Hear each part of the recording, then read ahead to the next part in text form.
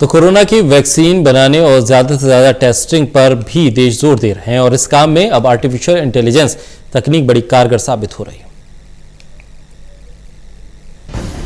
मानव जाति के लिए ये सबसे मुश्किल दौर है जिसमें वो एक लाइलाज बीमारी से जूझ रहा है।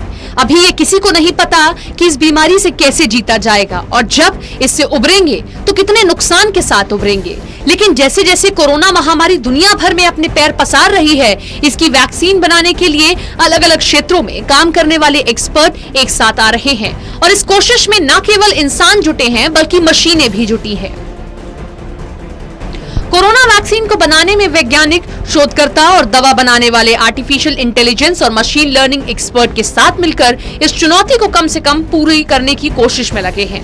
आर्टिफिशियल इंटेलिजेंस के पहले के दौर में कोई नई वैक्सीन या दवा बनाने में सालों का वक्त लगता था, लेकिन तकनीक ने इस वक्त को घटाकर कम कर दिया है।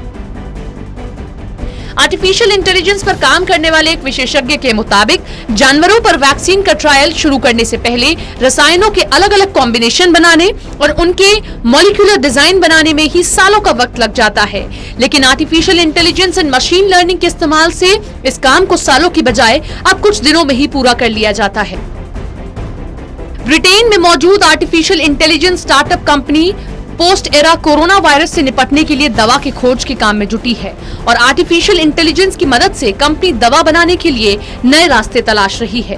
तो वहीं ये तकनीक टेस्टिंग करने और सटीक और जल्दी नतीजे देने में बहुत मदद कर रही है। दरअसल आर्टिफिशियल इंटेलिजेंस कई मायनों में फायदेमंद है।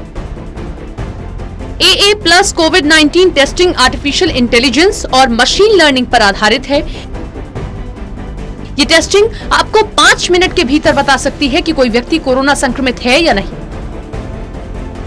इस तकनीक से टेस्टिंग सॉल्यूशन की सफलता की दर करीब 98% है।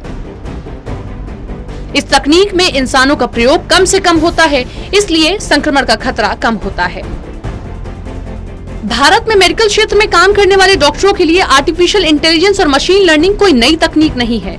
इससे पहले भी हाल के दिनों में जटिल सर्जरी जैसे कामों में इसी तकनीक को काम लाया गया और अब यही तकनीक कोरोना के खिलाफ लड़ाई में काम आ रही है। Special desk, total news.